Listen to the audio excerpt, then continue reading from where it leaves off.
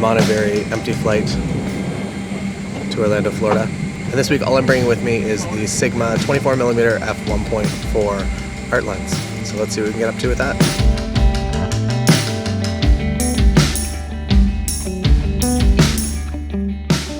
I spend a lot of time online looking at what lens to get next. Subconsciously, I think that if I get that new Zeiss or Leica, that'll instantly be creating images that are as good as the girls and guys that I look up to.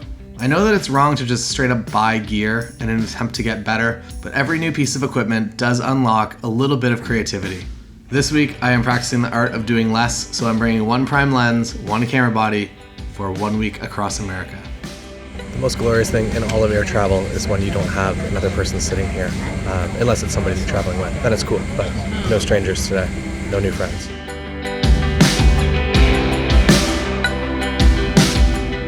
I am on my way to Orlando to meet up with my buddy Greg Roulette. He's inspired and helped thousands of people make millions and millions of dollars.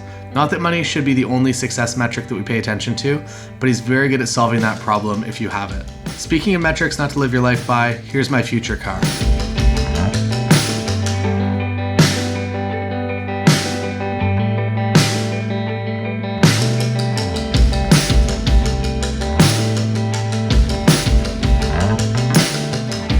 Also, Greg and his partners have won legitimate Emmys. Hey man. Hey. Hey, David. Nice to meet you as well. So what exactly are we shooting? The videos that I needed you and Parker to chop up today that we don't have videos for. That don't exist? That don't exist. Hey guys, this is Greg Roulette, joined by my partner, Nick Nanton, and we are getting ready for the 2017 Thought Leader Summit. And if you're watching this video right now, it means that you are attending this event in Hollywood this September. And So you're a photographer, 2017. What should you be doing right now? if you're a photographer who is starting right now and you're looking to maybe take it from a hobby to become a professional, to make it your career, to make income off of this, the number one thing you got to do is take pictures. So you might be saying, well, I don't have any weddings booked, or I don't have any corporate gigs booked, or I don't have any portraits, that need to be shot. Well, go take some.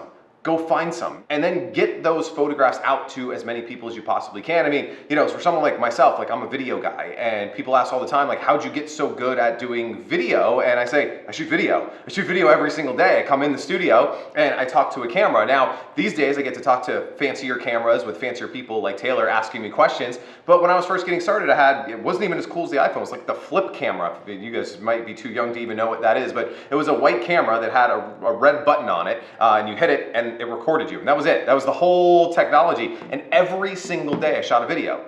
Every single day. So every single day you should be creating photographs, putting those out into the world to make them discoverable.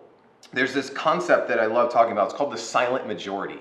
And you look at these things on YouTube, a video that's got 100,000 views. Well, that person didn't get 100,000 comments or 100,000 likes or thumbs up or whatever, trigger that they have there. There are so many people that see it and they're like, oh, that was cool. And they never do anything about it. But you don't know who those people are. You don't know if that's someone getting ready for a wedding and maybe they subscribed to your channel or made it a favorite or liked your page because they're gonna get married down the road, or they're gonna need you. They're putting you in an index file down the road. So you putting out content in the world creates this sense of product that can now be found by the silent majority who's going to hire you again and again and again and again. So moral of the story, take photographs, create content, don't be shy, put them out into the world, make them discoverable, and it will help you to start booking gigs, making money, and turning that hobby into something you can do for a living. Then I put a GoPro on my head and we went and took some photos. It's a party over there. So with this lens, I have to get really close to you. So if you're standing right here, you can leave your glasses on. Leave glasses on? Yeah, I'm gonna take the lens cap off. That helps. It's your first day too. Let's go up to the top. I don't think we're breaking and entering anywhere. Actually, even that looks really wicked. Just have to get so super close to you. You can walk across the street. Okay. And if you want to look up at me for one. Bright sun in your face. You can just, yeah. Sweet. All right, want to stand in front of a door? You can stand in front of a door on your phone.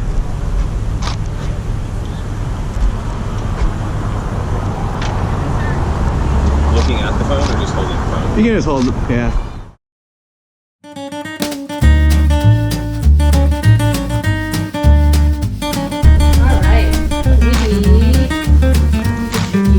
proper family session I've ever actually done. Usually I just meet up with a family in the park for 20 minutes, get a few shots for the picture frames. I usually use an 85mm lens, and today I only have the Sigma 24. That's hilarious. Just eating an apple. I am very much out of my comfort zone, but I think that that's how you improve as a photographer. Maybe. I don't know. I kind of just subscribe to the mindset of keep doing stuff every day and carry forward what works. We then fed some ducks.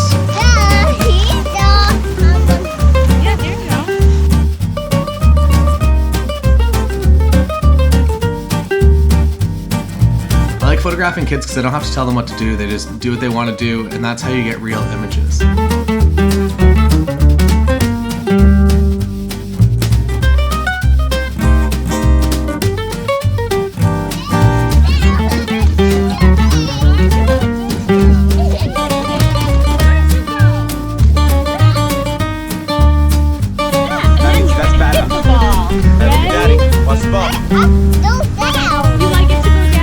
Where's Daddy?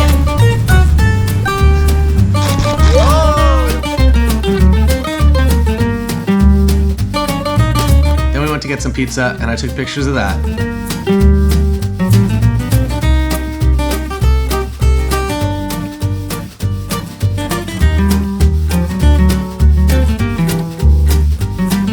And this one here is one of my favorite images that I've ever taken.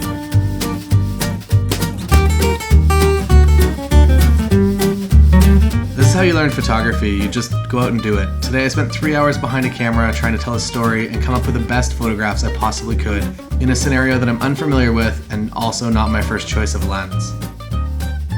I didn't really have any control over anything today. We played some baseball, ate some pizza, played some more baseball. Pretty simple stuff.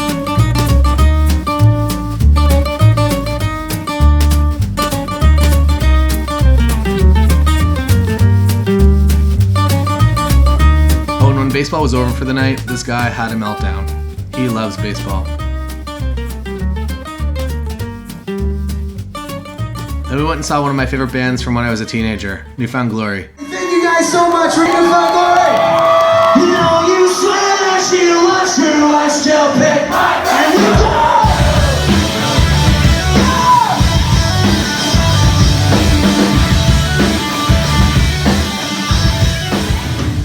With a host from A Photographer in, this guy, in this episode of The Ambitious Life. Hey, what's up? What's happening? Greg here, hanging out with my main man, Taylor Jackson, all the way from Canada, hanging out, man. It's 100 degrees outside. How you liking it? It is. It's amazing. I love it here. I might not go home. I might not go home. So, dude, you're the host of A Photographer in, and I stole your concept for Ambitious Adventures because you did it so well. And so I wanted to talk to you a little bit about how you shoot these episodes and really why you wanted to go out and shoot TV in the first place. So let's start there. Why create a TV show called A Photographer in?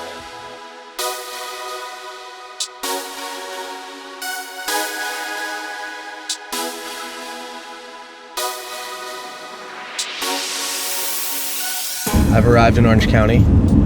I have acquired my beautiful Chevrolet Malibu, and we're on our way to one of my favorite hotels in the world.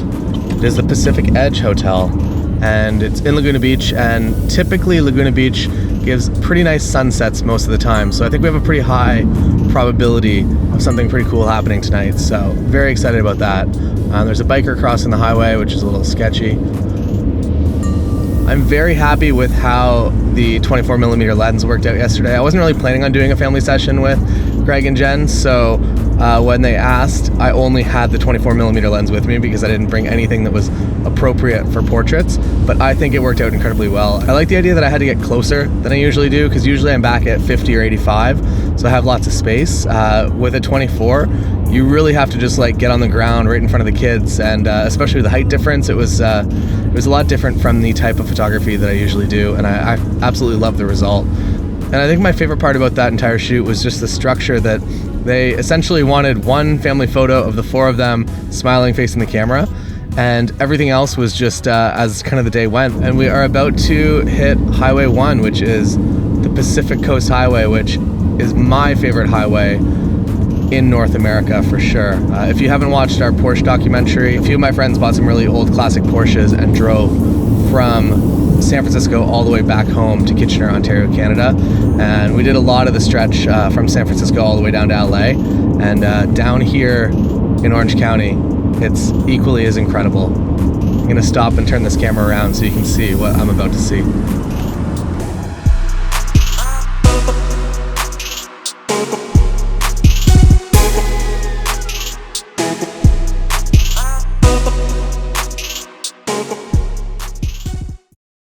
It is about 8:30 right now, and as suspected, we are getting an incredible sunset. I am up here on the 3rd floor, so taking pictures with the 24mm lens. It looks good, but it doesn't look as good as it could. So I'm going to go down to the beach, and I'm gonna get my camera pretty close to the water, and I'm gonna do a project that I failed on a bunch of years ago, where I really wanted to get these really cool photos. There's actually a photo hanging above the bed right here that is a similar style to what I was trying to get, but I don't have a water housing. I don't have the ability to put my camera in water other than a GoPro, and I don't have water housing for a flash either, which is kind of how this photograph was made. So I'm just gonna go down to the water, and I'm going to take a lot of pictures, and hopefully I get a few photos that I absolutely love.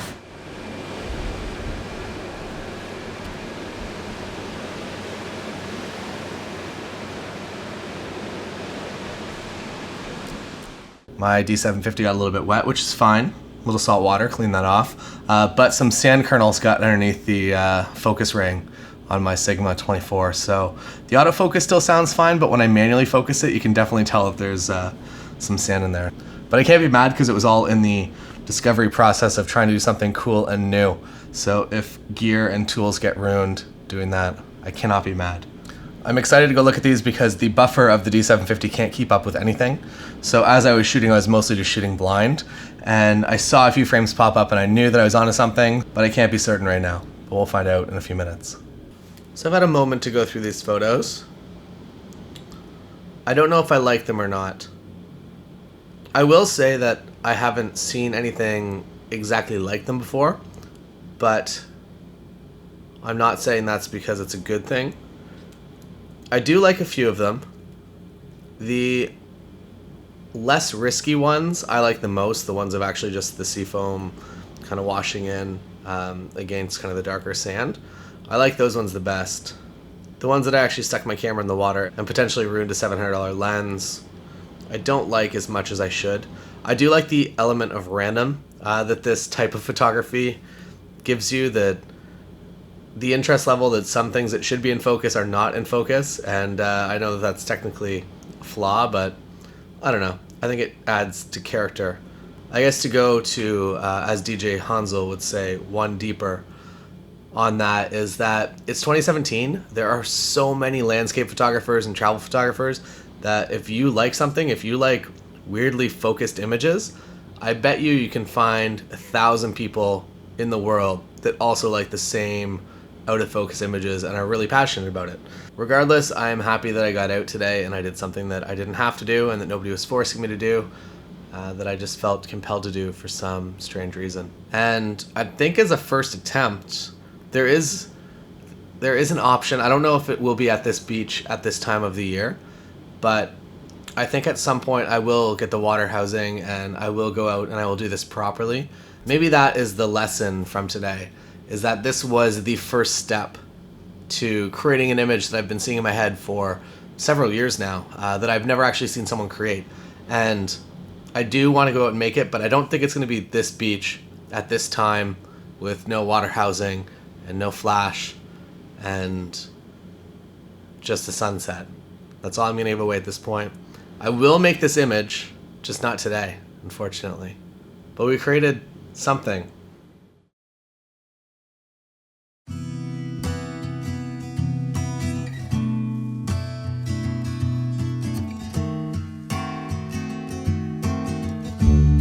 The next morning, I met up with my friend Paul for tacos. He lives in Orange County and shoots Sony. Not that you have to live in Orange County to shoot Sony. He just happens to live in Orange County and shoot Sony. So in 1986, I switched from Nikon to Canon, and that was a big jump. And then in 87, they came out with EOS. And I know this is going to probably date me, but I used the cameras from 86 till 2012, really, or 2014, actually. And then I switched because I thought that there had to be something better.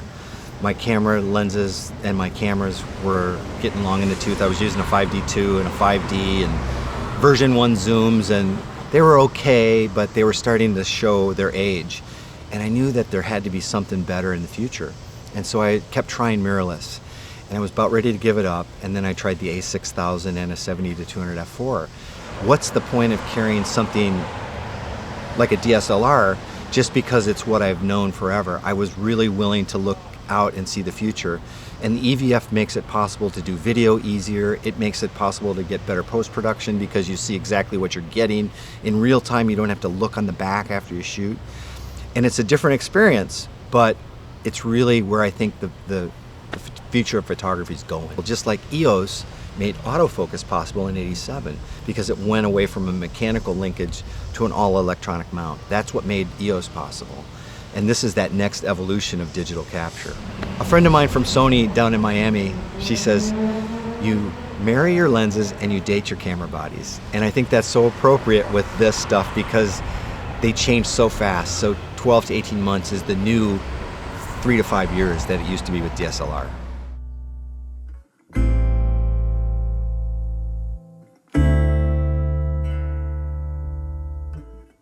The idea for tonight is going to be to set up a tripod right here and do some long exposures of the waves rolling in. Get that nice, soft, buttery, salt water. I really enjoy the look of the water that's directly below us here. And at a slower shutter speed, it looks really, really incredibly interesting. One thing that I've done is I've switched my image preview to actually be monochrome, so I can see the quality of light and I can see something that's closer to the actual representation of what I'm going to edit to, because I know that I want to keep this simple and make it a black and white image. So I've switched my LCD to only show me the black and white image. Obviously I'm still capturing the raw file, which does capture all the color, but for now I'm just going to be looking at the black and white to decide on that. So if you're ever just looking at quality of light, street photography, whatever, just switch your JPEG preview to be monochrome, and it helps out a lot. It's a very interesting way to shoot. I attached a GorillaPod to the balcony railing and started photographing the abandoned fridges on the balconies next to us, and also the water, but mostly the abandoned fridges on $1 million balconies. I'm really happy that I also captured the raw file because these ended up turning out way better in color than they would have in black and white. I guess this goes to show you that when color is the main element of a scene, go with it instead of against it.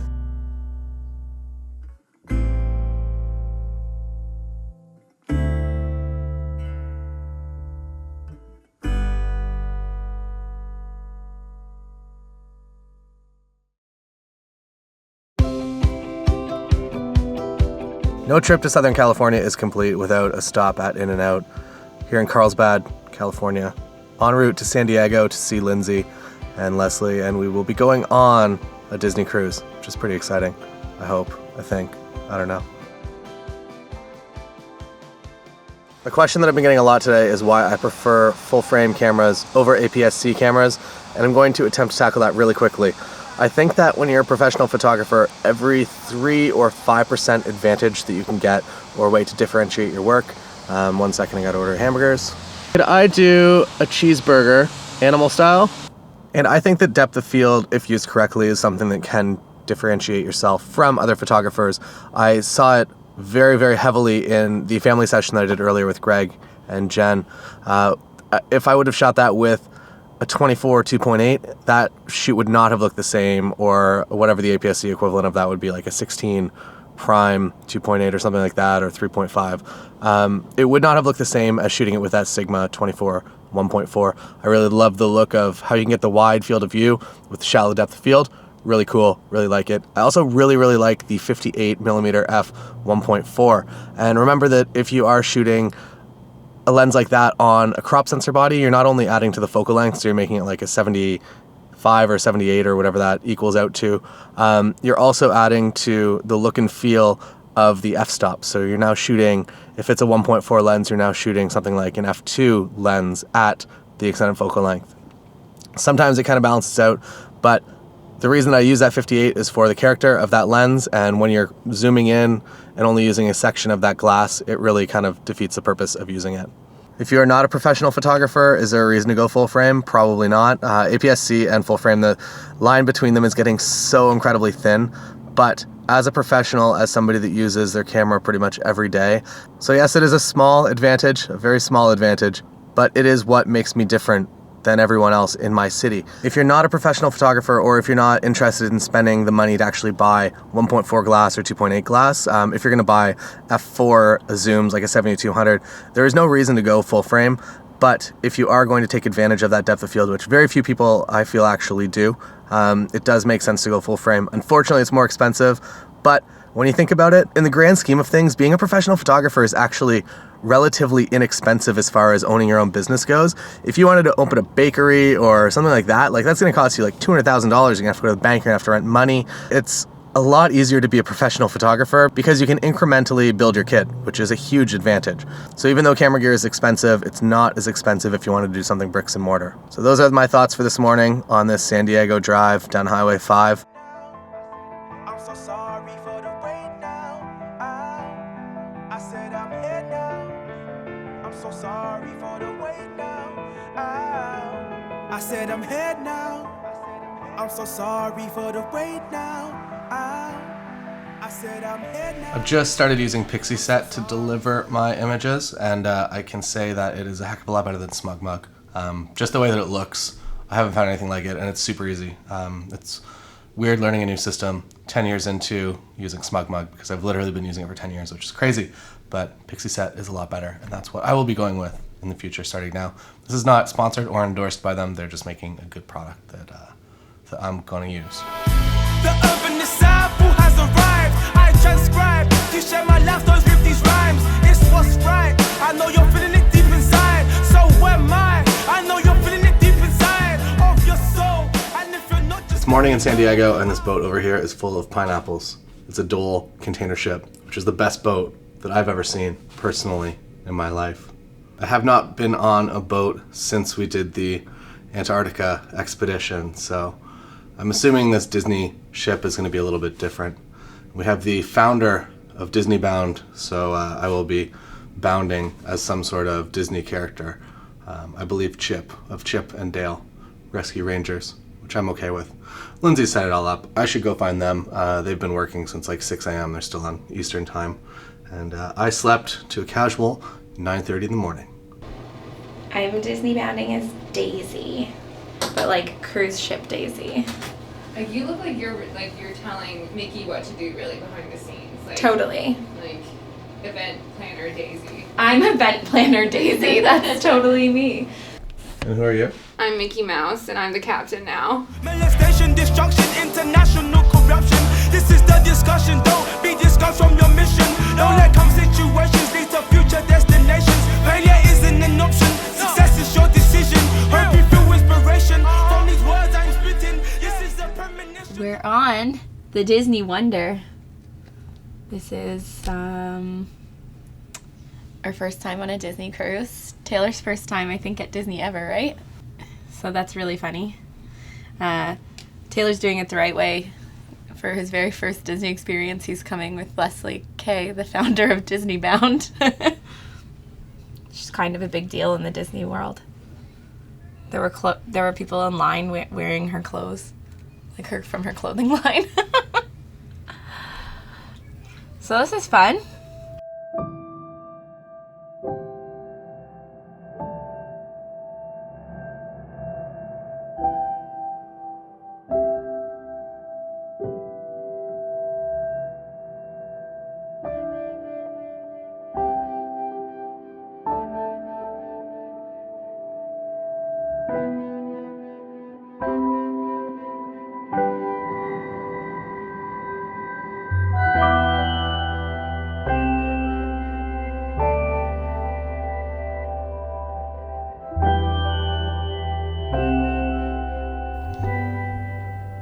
It's day one on the cruise, and we're on the second floor and the waves are getting pretty big, so I'm going to try to do a few photos through here.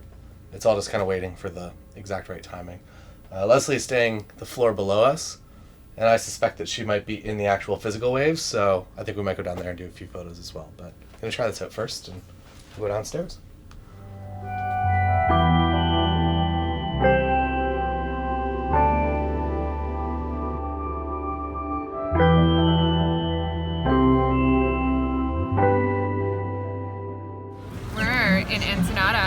on the side of the road. I'm gonna call it a shack, a taco shack, that apparently Anthony Bourdain is a big fan of.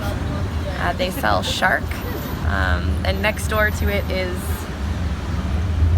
whatever this is. There's a few appliances and We can get our hair extensions done. probably dead bodies. And we have realized that we are definitely super Canadian.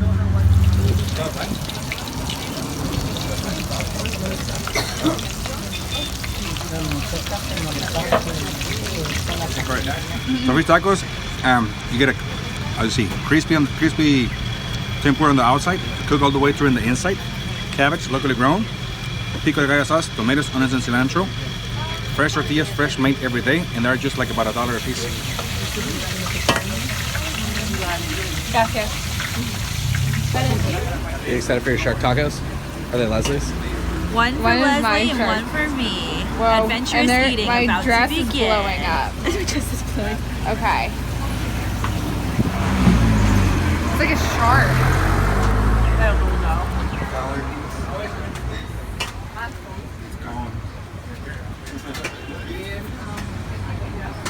Yo.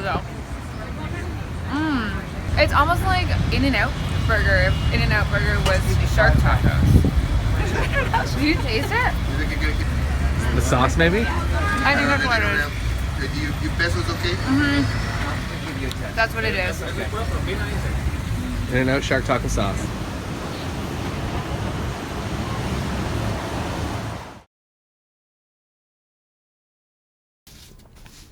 This hat looks ridiculous through a 10mm lens. For the past couple days, I haven't really felt like I have done anything photography related, and I found that it's almost impossible to do anything photography related while you're on a cruise ship. But today, we're going to do something that's incredibly important, and that is creating the most basic Disney photo ever to exist, which is something I'm kind of passionate about doing. I am here with 5 other people that are incredibly passionate about Disney.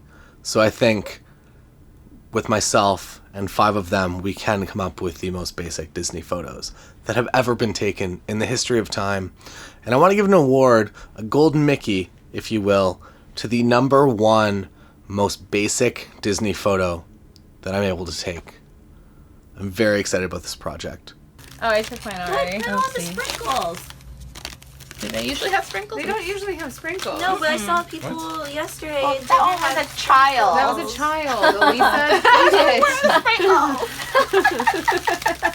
You want to cheers them? Cheers. Oh yeah.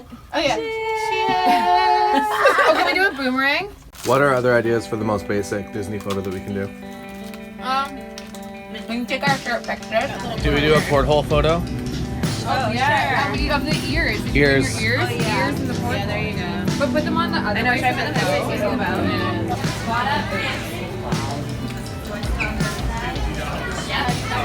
No, it's okay. Do you guys all want to pretend that there is a band on stage and you're all cheering? I feel like that's a very basic and awkward but Disney photo. Over here? Can I make you go behind the glass? My ears though.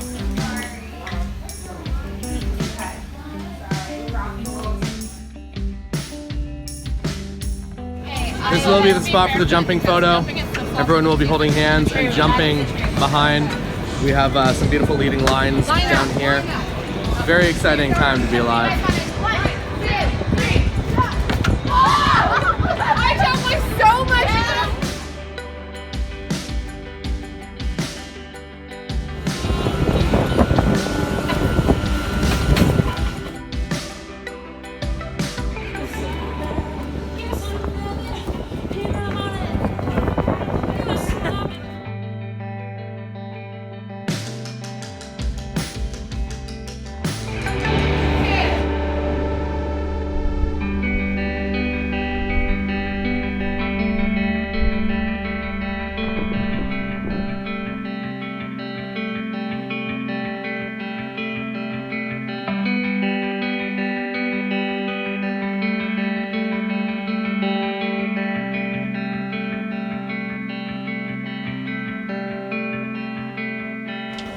Leaving San Diego, Disney cruise was great, and now I'm off to Las Vegas to photograph some cityscapes at nighttime.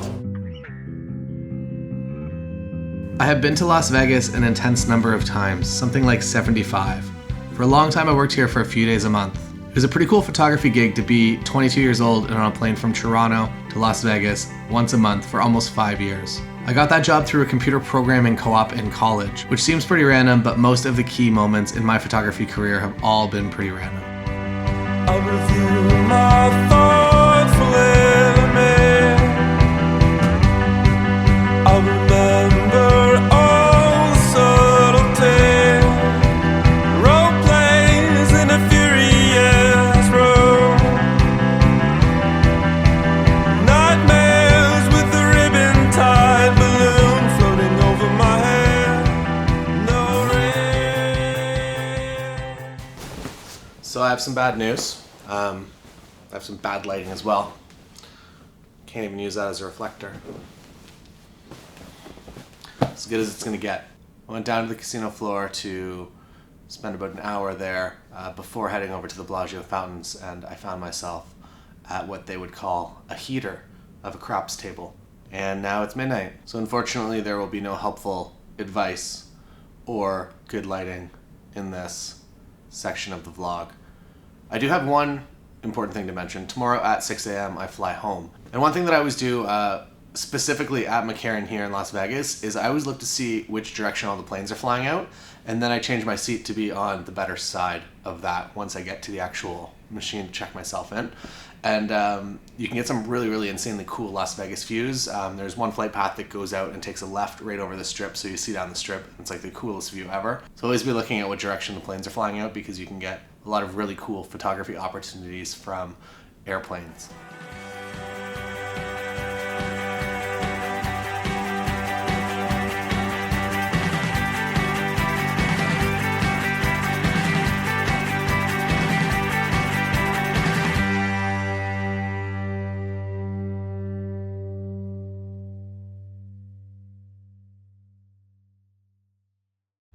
It is Friday, and we were here at a wedding at Whistlebeer Golf Course.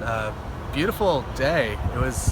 Yesterday was a bit of a nightmare, but luckily today we got this beautiful blue sky day. So hopefully we're gonna get a good sunset, because the sunsets here are off the charts ridiculous most of the time.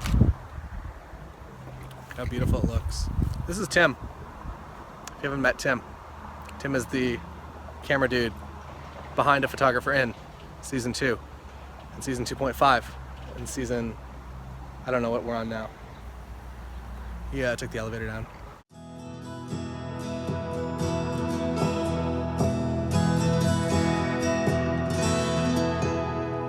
I finally had to give up the exclusive use of the Sigma 24, and now my main lens for the day is the 85 f1.4 Nikon.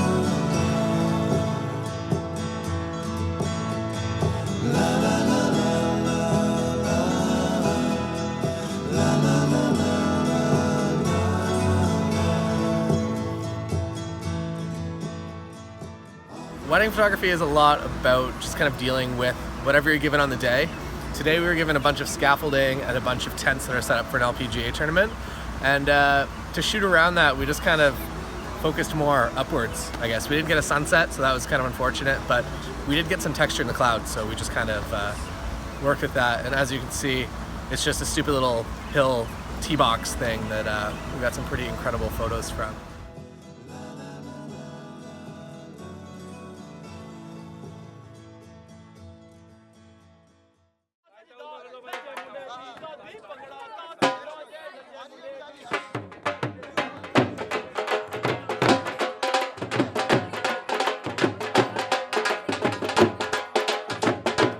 Last month we did Karen and Panit's engagement photos near their home in Zurich, Switzerland. Kind of smile there. That looks good. Rotate a little bit more just so your back's kind of more facing me. That's good right there. That's good. And if you guys want to kiss for one, you're kind of silhouetted, but it looks pretty good.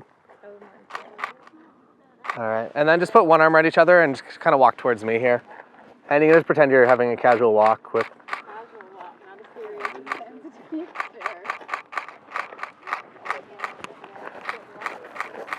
That looks great. All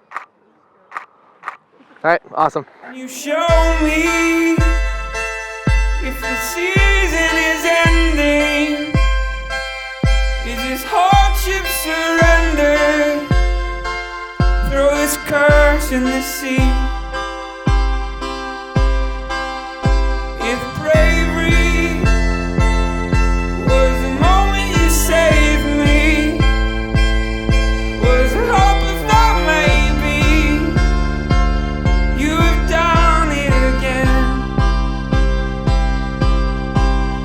If I failed, cast me down like a snake could, cut my teeth in some backwards, not in my own home. And the truth cuts like a sword in the fire, and my innermost desires will hold true in the end.